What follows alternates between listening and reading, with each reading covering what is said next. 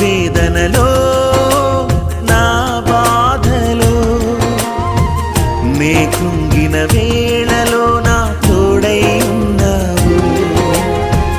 నా వేదనలో నా బాధలో నే కృంగిన వేళలో నా తోడై ఉన్నావు. నన్ను నడిపించు నా యేసయ్యా,